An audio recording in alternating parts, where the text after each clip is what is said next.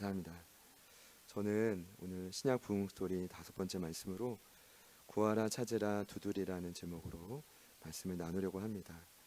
그 제목을 같이 한번 따라해 볼까요? 구하라 찾으라 두드리라. 잘해 주셨습니다. 기도에 대한 여러 정의가 있습니다. 가장 많은 정의가 하나님과의 대화하고 영적인 호흡이라는 겁니다. 보이지 않지만 주님과의 소통을 강조하는 정의죠. 또 다른 정의도 있습니다. 기도는 내게 주신 말씀을 살아내게 하는 힘이다. 성경이 머리에만 머물지 않고 머리에서 가슴으로, 가슴에서 삶으로 흘러가게 하는 동력을 강조할 때는 이런 기도의 정의를 말합니다. 그런데 무엇보다 저는 기도를 설명할 때 이 정의를 가장 좋아합니다. 연약한 인간이 절대자를 의지하는 최선의 행위다. 왜 저희는 절대자인 하나님을 의지해야만 할까요? 답은 저희들의 힘으로는 이 땅을 살아갈 수 없기 때문입니다. 죄를 지은 인간은 에덴 동산 밖으로 쫓겨났죠. 그리고 노실한 땅에 거주했습니다. 물론 가죽옷을 입혀주신 하나님의 크신 배려가 있었지만 그럼에도 하나님으로부터 멀어진 인간은 하루하루 방황할 수밖에 없었습니다. 놀랍게도 그들이 거주한 땅인 놋, 의미는 방황하다, 유리하다라는 뜻이죠. 이것이 죄를 짓고 기쁨을 뜻하는 에덴에서 쫓겨난 인생의 결과입니다. 마음의 불안함, 초조함, 염려, 두려움, 이 모든 것을 종합한 결핍은 그때부터 인간의 필수 조건이 된 것입니다. 그러니 기도는 이 땅을 살아내야만 하는 인간과 하나님을 연결하는 통로인 동시에 끝없는 삶의 결핍을 하나님의 능력으로 채워가는 행위라고 볼 수 있습니다. 그래서 내는 결론은요, 그래서 모든 인간은 기도를 할 수밖에 없는 존재다. 여러분 동의되시는 분들만 아멘 해보실까요? 저희가 매주 나누고 있는 주제도 마찬가지입니다. 부흥의 관점으로 볼 때 기도 없이는, 기도를 통한 하나님의 능력 없이는 부흥은 경험할 수 없는 것입니다. 먼저 질문을 좀 드리고 싶습니다. 저에게도 하는 질문인데요. 여러분은 언제 또 어떻게 진심으로 기도하고 계신가요? 지난주에 이어 오늘도 산상수훈이 본문입니다. 오늘이 마지막일 텐데요. 이 산상수훈 본문은요, 마태복음 5장부터 7장은 제자도의 핵심입니다. 가난한 심령을 강조한 팔복을 시작으로 지난주에 나눈 세상의 소금과 빛, 그리고 오늘 본문까지 성경의 주옥 같은 메시지를 담고 있는 본문이 산상수훈인데 확실한 사실이 한 가지 있습니다. 그건 뭐냐 하면 예수님도 이 사실을 아셨는데 아무리 주옥 같은 예수님의 메시지여도 결국에는 기도 없이는 본인이 전하는 어떠한 진리도 소용이 없다는 걸 그분은 아셨습니다. 그래서 결론적으로 말씀하신 거죠. 구하라, 찾으라, 두드리라. 우리 7절 말씀을 다 같이 한번 읽어보겠습니다. 시작. 구하라, 그리하면 너희에게 주실 것이요, 찾으라, 그리하면 찾아낼 것이요, 문을 두드리라, 그리하면 너희에게 열릴 것이니. 아멘. 사실 이 세 단어가 기도의 또 다른 용어입니다. 많이 들어보셨을 텐데요. 중요한 건 예수님이 왜 이 세 단어를 연달아서 언급하고 있느냐입니다. 이 세 단어 모두 기도를 뜻하는데 자세히 묵상해 보니까 동일하게 전제하는 한 가지 사실이 있어요. 공통점. 그게 바로 뭐냐 하면 결핍입니다. 예수님이 왜 구하라라고 했을까요? 주님의 눈으로 저희를 보실 때 지금 부족한 게 있다는 것입니다. 왜 예수님이 찾으라고 했을까요? 저희는 몰라도 주님의 눈으로 봤을 땐 지금 네 인생에 잃어버린 것이 있다는 것. 왜 문을 두드리라고 했을까요? 지금 우리의 삶의 한 영역이 또 다른 영역이 꽉 막혀 있다는 것입니다. 그것을 전제하죠. 부족한 것, 잃어버린 것, 막혀 있는 것, 이 모든 것이 삶의 결핍을 가져오는 요소입니다. 여러분, 그래서요, 부족한 것을 채우지 않으면, 저와 여러분은 잃어버린 것을 찾아내지 않으면, 막힌 문을 열지 않으면 살 수 없다는 뜻입니다. 정확히 말씀드리면 하나님이 나를 향한 나에게 원하시는 제자의 삶을 살 수 없다는 거예요. 우리 지난주에 나누었던 내 안에 영원한 소금과 빛이신 예수님 비추는 일, 반사하는 일, 표현은 너무 멋지지만 그런 역사가 내 삶에 나타나는데 이 기도 없이는 큰 한계가 있다는 거예요. 저는 오늘부터 저희들의 삶에 부족한 결핍이 하나님의 능력으로 채워지는 역사가 더 많이 일어나기를 축복합니다. 그 일을 위해서 먼저는 지금 저희에게 결핍이 있다는 걸 인정해야 될 것 같아요. 왜 마태복음 5장의 시작이 가난한 심령이었을까요? 그게 인정이거든요. 하나님, 나 부족합니다. 지금 제가 사실은 마음이 상합니다. 미래에 대한 두려움이 있습니다. 그걸 인정을 해야 회복이 시작되는 거예요. 자, 그러고 나서 무엇을 찾을지, 무엇을 구할지, 또 무엇을 두드려야 될지 저도 어제 계속 다시 고민했거든요. 익숙한 본문이지만 지금 저에게 말씀하시는 성령의 음성은 다를 거라고 생각하거든요. 저는 그렇게 생각해요. 그래서 묻는데 아직 답을 못 받았어요.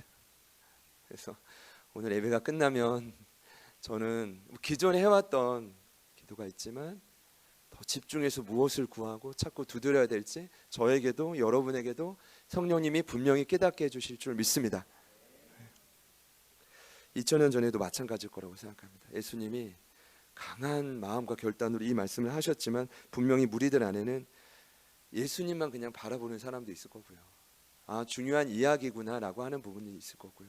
그냥 흘려보내는 분들도 있을 겁니다. 간혹 개 중에는 나의 안 돼, 나 저거 해봤어 라고 말씀하는 무리들도 그 중에 있었을 거예요. 저는 그래서 예수님이 오늘 더더욱 강조했다고 생각합니다. 왜냐하면 자, 기도를 말씀하시면 구하라 한마디면 돼요. 두드려 볼래? 이러면 되죠. 그런데 왜 구하라, 찾으라, 두드리라? 왜 같은 의미를 이토록 반복하실까요? 어떻게든 설득하기 위함이죠. 오늘 마지노선으로 딱 끊고 기도하지 않는 삶을 오늘로 딱 종결하고 결핍을 치우기 위해 구하라, 찾으라, 두드리라 재차 반복하시며 강조하는 것이죠. 오죽하시면 이렇겠습니까? 이제 오늘 본문이지만 사복음서에는 동일한 본문을 표현한 곳곳의 구절들이 있는데 예수님께서 누가복음 11장에도 비슷한 본문을 말해요. 근데 11장을 보면 예수님이 제자들에게 기도를 가르치실 때 주기도문을 먼저 가르치십니다. 그리고 나서 친구의 한 예를 들어요. 여러분 아시는 예일 텐데 여행 중인 친구가 밤중에 찾아온 겁니다. 친구가 친구를. 그래 문을 두드리면서 친구야, 나 너무 배가 고픈데 빵 3덩이만 줘. 그럼 주면 되잖아요. 제가 너무 간단하게 생각했습니까? 근데 성경을 보면 그 친구가 거절하는데 거절하는 내용이 뭐냐면 이미 밤이 늦었고 문도 이미 닫혔고 우리 아이들은 침실에 누웠다입니다. 여러분 이게 진심일까요? 핑계일까요? 저는 핑계라고 생각합니다. 이게 뭐야? 그냥 문 열고 아이들이 자는 거랑 빵 주는 거랑 무슨 상관이야? 그러니까 아마도 어려운 시기가 되면 빵을 줄지 안 줄지 관계가 드러나는 것 같아요. 그건 제 생각입니다. 자, 그랬는데 중요한 건 냉정한 친구가 핵심이 아니라 주님이 이렇게 말씀하시죠. 친구라는 이유로, 벗이라는 이유로는 청을 들어주지 않을지라도 끝까지 간청하며, 쉬운 성경을 보면 끝까지 그 친구가 그 친구를 귀찮게 하고 끝까지 졸라대면 마침내 그 친구는 일어나서 친구가 필요하는 걸 줄 것이다. 누가복음 11장 8절입니다. 내가 너희에게 말하노니 비록 벗됨으로 인하여서는 일어나서 주지 아니할지라도 그 간청함을 인하여 일어나 그 요구대로 주리라. 예수님의 핵심이 무엇이죠? 끝까지 간청하면 원하는 것은 얻을 수 있다. 그리고 나서 바로 이어지는 구절이 놀랍게도 오늘 본문이 누가복음 11장 9절이 그대로 나와요. 내가 또 너에게 이르노니 구하라 그리하면 너에게 주실 것이요 찾으라 그러면 찾아낼 것이요 문을 두드리라 그러면 너희에게 열릴 것이다. 그럼 오늘 본문에서 주님이 진정으로 저희들에게 요구하는 삶은 무엇일까요? 열심히 기도하라 정도가 아니라 응답을 얻을 때까지 다양한 모습으로 간청하라는 것입니다. 이것이 복음서를 매치해 봤을 때 오늘 본문이 원하는 진정한 진위일 거예요. 끝까지 기도하라는 거예요. 응답 받을 때까지 응답이 내 눈안에 보일 때까지 다양한 모습으로 어떻게든 다양한 모습으로 하나님을 두드리라는 거예요. 이제 때로는 아이들이 이제 신생아는 더 그렇겠지만 배가 고플 때 울잖아요. 근데 이 울음도 기도가 될 수 있겠죠. 근데 생각해 보면 아이들만 우는 것 같진 않아요. 저도 이제 어른이지만 꼭 먹고 싶은 것이 있으면 짜증이 나더라고요. 먹어야 직성이 풀려요. 그러고 보면 저의 짜증도 기도일 수 있다고 생각합니다. 전 하나님의 자녀니까요. 믿으시죠?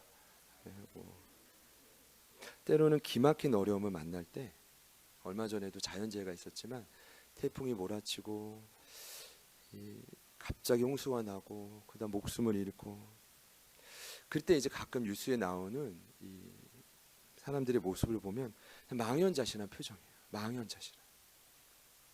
하늘은 바라볼 수밖에 없는 그들의 텅 빈 시선도 기도일 수 있을 거예요.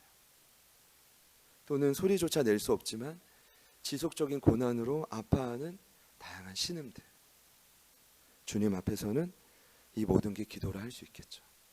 중요한 건 끝까지 간청하라는 거예요. 다양한 모습으로 응답 받을 때까지 기도하라는 거죠. 그래서 오늘 이 세 단어가 전하는 또 다른 진리가 있다고 생각합니다. 그것은 다름 아닌 응답의 때를 기다리라는 거예요. 8절입니다. 제가 읽을게요. 구하는 이마다 받을 것이요 찾는 이는 찾아낼 것이요 두드리는 이에게는 열릴 것이다. 새로운 시각으로 이 말씀을 볼 때 이 말씀은 어떤 의미인지 제가 깨달았어요. 이 말씀은 어떤 의미입니까? 받을 때, 찾을 때, 열릴 때가 따로 있다는 것입니다. 그리고 그때는 오늘 기도의 응답의 대상자인 하나님만 아십니다. 저희가 간혹 실수하는 게 있어요. 기도함으로 느낌이 오고 상황을 분별하면서 때가 되었다라고 말할 수 있지만 저희들이 할 수 있는 건 그 정도입니다. 마치 지금이 하나님의 응답인 것처럼 말하는 걸 조심해야 돼요. 왜냐하면 때는 우리 하나님만 아시기 때문입니다. 정확한 시간은 하나님의 영역입니다. 그분만이 전지전능하십니다. 흉내 내서도 안 돼요. 하나님이 때가 온 것 같아요 라고 할 정도. 왜냐하면 아닌 경우가 많거든요. 그 환상이 잘못된 경우도 많거든요. 이사야 65장 24절에 보면 하나님은 부르시기 전에 응답하시고 또 우리의 기도가 마치기 전에도 들으시는 분입니다. 이 사실을 믿으십니까? 한 가지 확실한 사실은 구하는 기도에 하나님은 반드시 응답하신다는 거예요. 마치기 전에도 응답하시니까요. 시편 91편 15절입니다. 그가 내게 간구하리니 내가 그에게 응답하리라. 그들이 환난 당할 때에 내가 그와 함께하여 그를 건지고 영화롭게 하리라. 시편 말씀을 보면 시편 기자가 다양하게 또 분명히 기록하는 게 있습니다. 그 핵심은 그가 내게 간구하리니 내가 그에게 응답하리라. 여러분, 때를 기다리는 것보다 더 중요한 건 저와 여러분 마음속에 있는 확신입니다. 나의 기도에 하나님은 응답하신다. 이 확신이 먼저 회복되기를 축복합니다. 그렇다면 그 다음 단계 무엇입니까? 응답의 때를 어떻게 기다리는가. 이 때를 기다리다 보면 저희들의 믿음은 자라나는 것 같습니다. 그 때를 기다리고 오래 참다 보면 그때 우리의 인격이 변화되는 것 같습니다. 그러면 하나님은 의도적으로 그 때를 미루시는 것 같다는 느낌도 듭니다. 그런데 조금 더 생각해 보면 아마 이 자리에도 그런 분이 계시겠지만 집중해서 기도하는 분이 있을 겁니다. 무언가 기도 제목을 두고 온 마음을 다해서 집중해서 간절히 작정하고 기도하시는 분들이 있을 겁니다. 그런데 그럴 때 응답이 더뎌지면 참 마음이 어렵습니다. 참 힘이 들고요. 의심 정도가 아니라 막 삶이 오히려 그런 분들에게 요동하게 되죠. 난 이렇게 기도했는데 왜 응답이 없을까? 차라리 기도를 결단하지 않은 상태에는 무언가 큰 능력을 비치해 둔 것 같은, 아직 내가 기도하지 않았으니까 라는 마음은 들지만 온 힘을 다해 기도했는데 응답이 없을 때, 그런 분들이 왜 야고보 사도는 이렇게 말했습니다. 오직 믿음으로 구하고 조금도 의심하지 말라. 의심하는 자는 마치 바람에 밀려 요동하는 바다 물결 같다. 여러분, 응답이 더디어져도 의심하지 않기를 축복합니다. 그때를 저희가 함께 기다릴 수 있기를 소망합니다. 근데 중요한 거 그 때를 어떻게 기다리느냐예요. 오늘 예수님도 사실은 본문 말씀의 후반절에 가르쳐 주시지만 저는 먼저 저희가 최근 묵상하고 있는 요셉의 스토리가 떠올랐습니다. 요셉의 스토리는 하나님의 시간표가 있다라는 걸 분명히 알려줍니다. 이 말을 보면 분명한 응답의 때가 한 번이 아니라 여러 차례 그에게 있더라고요.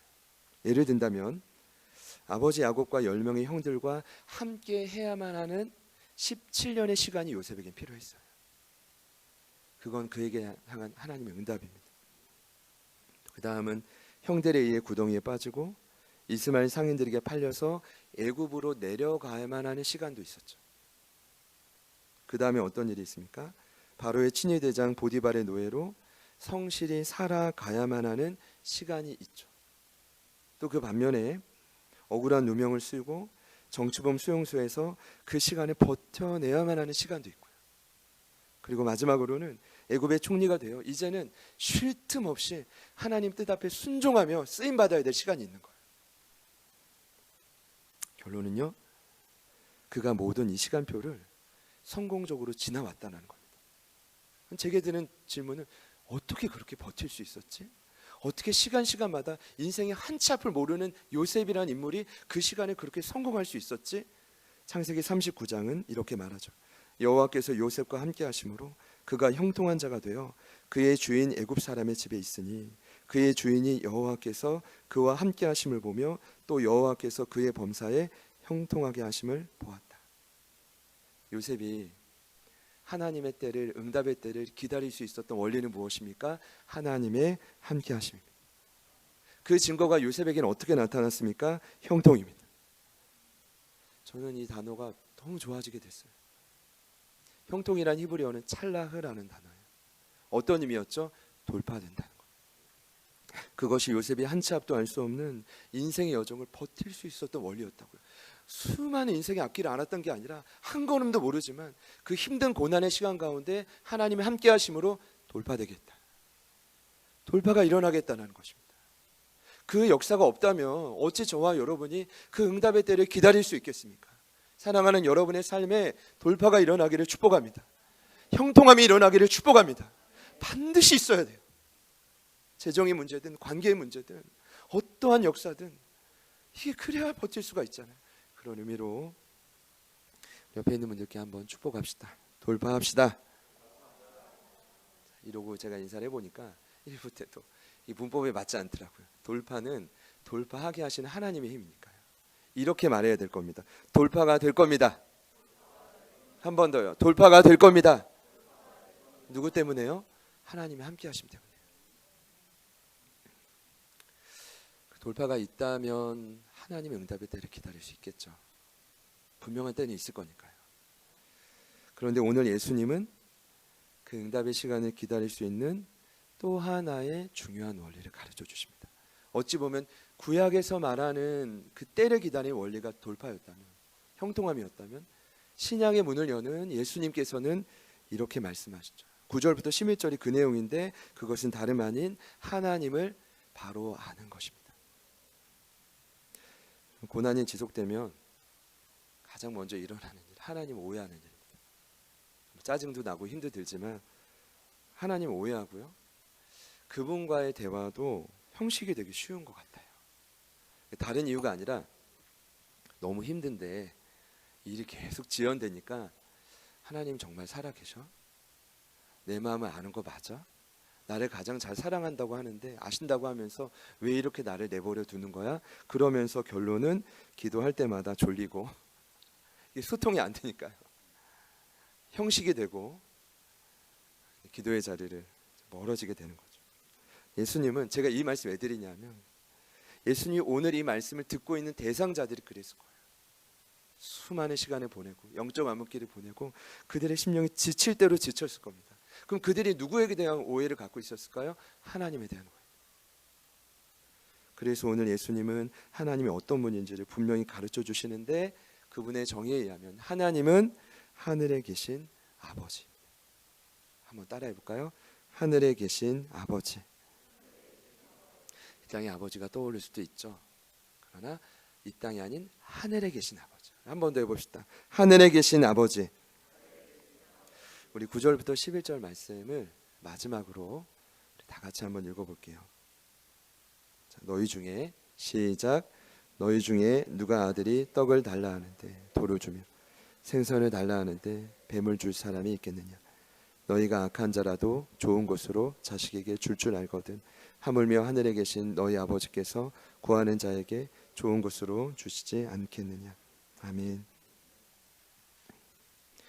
소중한 자녀에게 떡 대신 돌을 주며 생선 대신 뱀을 줄 부모는 없다. 아무리 악하고 부족해도 자식에게만큼은 좋은 것을 주고 싶은 것이 부모의 원마음이다. 여러분 이렇게 이해해 주세요. 나는 그런 거 받지 못했는데 라고 생각하는 분이 혹 계시다면 그 마음만큼은 이렇다는 거예요. 하물며 하늘의 아버지 하나님은 어떠실까? 하나님 아버지는 구하는 자에게 최선의 것을 주시는 분이다. 그 말씀을 아마 지면의 부족상 요약하지 않으셨을까? 그러니까 저희는 열심히 기도하지만 이런 거죠. 더 주셔도 주님 뜻이고 지금 덜 주시는 것도 주님의 뜻이고요. 지금 주셔도 주님 뜻이고 나중에 주셔도 주님의 뜻이죠. 중요한 건 그 시기와 분량은 언제나 최선이라는 것. 이 사실을 믿으면 그때를 성실히 기다릴 수 있게 된다. 여러분 여기 예수님이 분명히 이렇게 말하죠. 하늘에 계신 아버지다.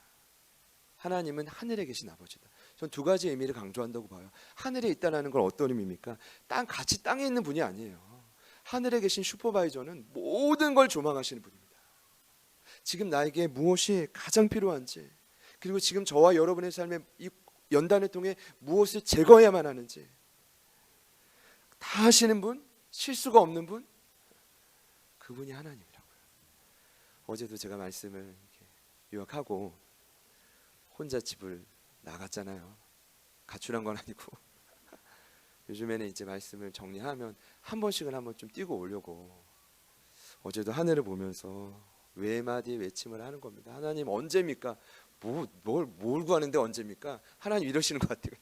그냥 던지는 거예요. 도대체 뭘 원하십니까?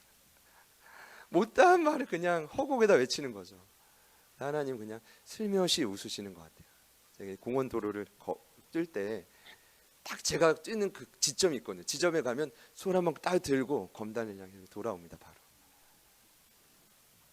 근데 마치 위에서 제 삶을 다 내려다 보시고 때가 있어 하시는 것 같더라고요. 하나님 어디 계시다고요? 하늘에 계신 분이라고요. 그러면 아버지라는 뜻은 무엇입니까? 다시 말씀드리죠. 아버지는 자녀를 사랑하죠. 더 나아가 나를 가장 잘 아시는 분이 하나님이라는 거예요. 하늘에 계신 아버지, 그분이 하나님이는 걸 저희가 믿는다면 응답의 때를 기다릴 수 있을 거예요. 그 은혜가 이 한 주간 저희들의 삶에 일어나기를 소망합니다. 말씀을 맺겠습니다. 현재 내 모습은 부르심의 자리에서 구하고 찾고 두드리고 있습니까? 그 제목은 굉장히 다양하겠지만 중요한 건 진심으로 구하고 찾고 두드리고 있습니까? 구체적인 결단이 없는 분들은 오늘이 시작이 되기를 소망하고요. 혹여나 지쳐서 포기하신 분들이 계시면 이 시간 성령께서 새로운 마음 주시기를 축복합니다. 참, 새로운 마음이 안 되면 기도도 안 되더라고요. 세팅하고 다시 새로운 마음 주세요. 그러면 다시 기도할 수 있어요. 제가 얼마 전에 저희 지방의 제자 그룹 목사님들과 하는 그 제자 그룹 모임에서 나누었던 책이 있습니다. 우리는 복이 필요합니다 라는 제목인데 광영교회 조윤산 목사님의 책이에요. 핵심은 간단해요. 기복신앙이 잘못되지 않았다. 하나님 아버지께 복을 구하는 게 무엇이 잘못이냐. 문제는 문제가 있음에도 불구하고 복을 구하지 않는 이 세대다. 조윤산 목사님이 구제사역 엄청난 사역을 하시면서 너무 안타까운 장면을 많이 보는 거예요. 구하면 될 텐데 이 간단한 원리를 왜 안 하고 있느냐는 거. 그러면서 그 책의 내용을 쭉 표현을 하셨는데 답답한 마음이 있으셨겠죠. 근데 저는 동의해요. 이제 뭐냐면 기복신앙의 문제가 아니라 진짜 문제는 무복신앙이라고 생각합니다. 하나님은 복 주시는 아버지잖아요. 이게 최초의 지상 명령 아닙니까? 하나님이 복을 주시며 바라크를 주시며 생육하고 번성하여 이 땅에 충만하고 정복하고 다스리라고 할 때 복을 주시며 말씀하셨잖아요. 그럼 저희는 당연히 무엇을 해야 돼요? 복을 구해야죠. 그 책에 그 내용이 나오는데요. 여러분 성경이 말하는 복의 개념은 여러분 아시겠지만 한 번 더 말씀드리면 몇 가지 의미가 있어요. 시편 1편에 복 있는 사람의 복은 행복이에요. 근데 그 행복의 의미, 아쉘의 의미를 아십니까? 고든 길이라는 뜻입니다. 그러니까 인생의 굽은 길에서 고든 길을 가야 행복하다는 거예요. 룻기서의 복은요, 놀랍게도 제자리로 돌아오는 거예요. 모압 땅에서 베들레헴으로 와야 돼요. 정신을 바짝 차리고 하나님을 향해 가까이 나아가야 돼. 그게 복이라고 여기서 말하죠. 근데 창세기 1장의 복인 바라크는 어떤 뜻이냐면 생산과 번영과 장수 모든 만남에 이걸 의미하지 않고 그 모든 것을 가능하게 하는 힘을 바라크래. 그럼 우리는 어떻게 해야 돼요? 그 힘을 구해야죠. 구하고 찾고 두드려야죠. 그래서 복을 받는 채널을 그 책의 마지막으로 적용 파트에 넣어놨는데 세 가지 채널이 있대요. 구하지 않아도 복이 임한다. 이걸 우리 은혜라고 합니다. 그저 주어지는 복. 언제까지 은혜만 구하겠습니까? 그러면서 조인사 목사님 말씀하시더라고요. 때가 되면 말씀의 순종을 함을 통해 복을 얻어야 된다. 두 번째 복이겠네요. 근데 가장 중요한 게 뭔지 아십니까? 복을 받는 가장 중요한 채널이 다름 아닌 기도예요. 신구약 성경에 끊임없이 강조해. 예수님도 마지막에 상상수훈의 결론을 강조하죠. 가난한 심령만으로 안 된다는 거예요. 그 심령을 가지고 뭘 해야 돼요? 구하라, 찾으라, 두드리라. 그 채널이 제가 지금 열려지는 환상이 아니라 기도를 했어요. 하나님, 그 채널이 활짝 열려지게 해주세요. 우리 가족들의 삶에 허락하신, 제자직교 가족들의 삶에 허락하신 복을, 바라크를 내려주세요. 그래서 우리를 마음껏 사용해 주세요. 요셉처럼. 말씀을 다 전했습니다. 그 은혜가 있기를 축복합니다. 사랑 인사 마지막으로 이렇게 하실까요? 구하고 찾고 두드립시다.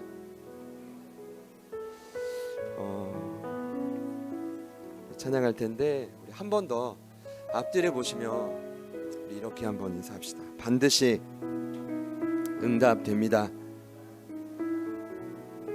이런 기대함으로 우리 같이 찬양하고 기도하겠습니다.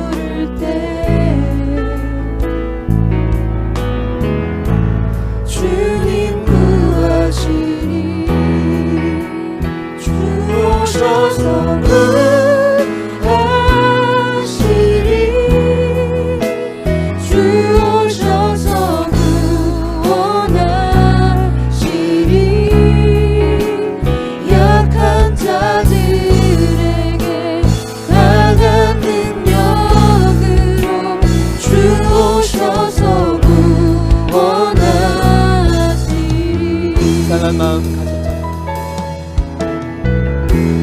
상한 마음 가진 자여 낭만치 말라. 주 너의 하나님 사랑의 팔로 주 이름 부를 때 주님 구하시리. 상한 마음 가진 자여, 상한 마음 가진 자여 낭만치 말라. 주 너의 하나님 사랑의 발로 주 이름 부를 때 주님 구하십니다. 주님 구하시리. 주 오셔서 구하시리. 주 오셔서 구원하시리.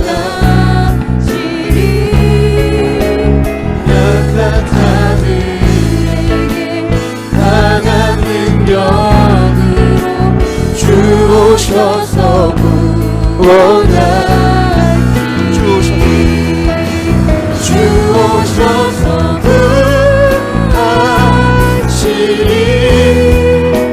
주 오셔서 구원하시리. 약한 자들에게 약한 자들에게 강한 능력으로 주 오셔서 구원하시리. 한번 더 고백합시다. 주 오셔서, 주 오셔서 구하시리. 주 오셔서 구원하시리. 눈을 들어보라. 회복의 눈을 들어보라. 눈을 들어보라. 회복의 눈을 들어보라. 눈을 들어보라. 우리 주님을 향해 간절히 고백합시다. 눈을 들어, 눈을 들어보라. 회복의 눈을 들어보라. 눈을 들어보라. 회복의 능력을 주 오셔서 구원하시리.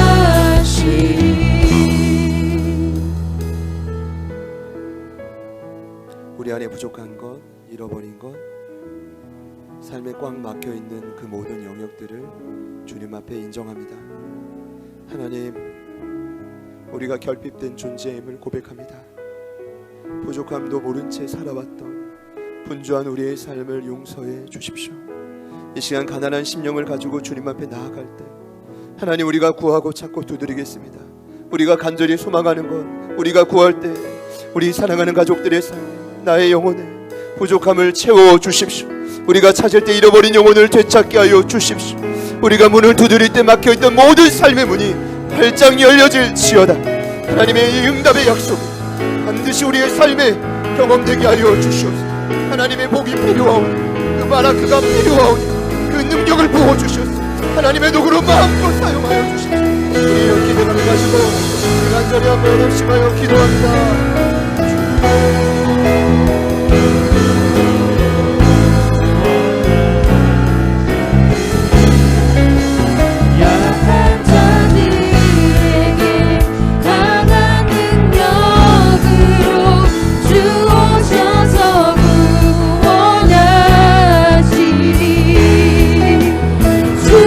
오셔서 구하시리.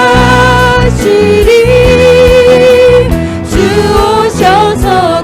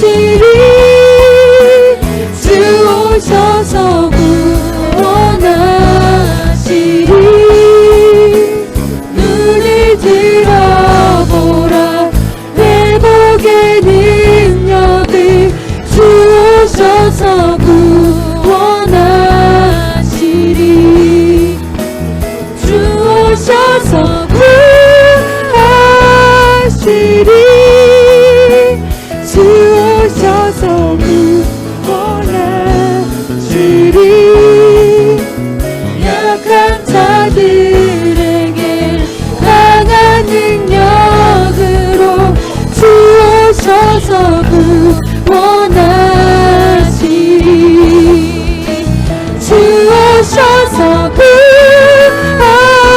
구하시리 주오셔서 구원하시리 눈을 들어보라 회복의 능력을 주오셔서 구원하시리 주오셔서 구하시리 주오셔서 구원하시리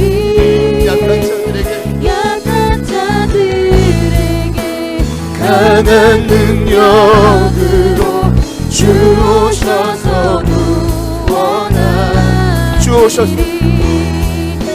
주오셔서 구하시리 주오셔서 구원하시리 눈을 들어보라 회복의 능력을 주오셔서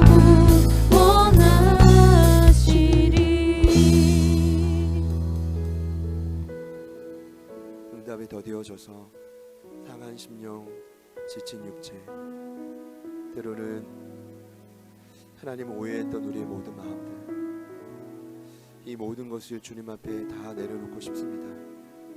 주님 저희들의 마음을 새롭게 하여 주시고 하나님이 기뻐하시는 모습으로 한 발짝 더 가까이 나아가는 이 한 주가 되게 하여 주십시오. 이제 세상으로 나아갑니다. 그 땅에서 부르심의 자리를 지킬 때 하나님의 시간표 안에서 순간순간 주시는 응답의 때를 기다릴 때 주님의 말씀이 기억나고 하늘에 계신 하나님 아버지를 향해 때론 텅 빈 시선이라도 우리의 온 마음을 다해 그 하늘을 올려다 볼 수 있는 저희들의 삶이 되게 하여 주시옵소서. 주님 놀라운 응답이 일어나게 하여 주십시오. 이 시간 믿음으로 선포하오니 우리 가족들의 삶에 부족한 모든 것이 채워질지어다. 잃어버린 영혼들이 잃어버린 그 무언가가 나의 삶으로 돌아오게 될지어다. 막혀있는 모든 삶의 문이 활짝 열려질지어다. 주님 약속하신 응답 그대로 우리 삶의 매 순간마다 일어나게 하여 주옵소서. 이제는 우리 구주 예수 그리스도의 은혜와 하나님 아버지의 변함없는 신실하신 사랑하심과 성령님의 내주 충만 교통 위로하심의 역사가 하나님의 복을 간절히 구하며 새로운 마음으로 결단하는 오늘 이 무예배에 참여하신 모든 예배자들 머리 위에 그리고 태중에 있는 샬롬이와 우리 노엘이와 흩어져 있는 제자들 교회 모든 가족분들 삶의 지경 위에 그리고 저희들을 통해 방황과 유리한의 삶을 끊고 주께로 돌아오게 될 이 땅의 수많은 영혼들 그 삶의 지경 위에 지금부터 영원토록 함께 하시기를 간절히 축원하옵나이다. 아멘.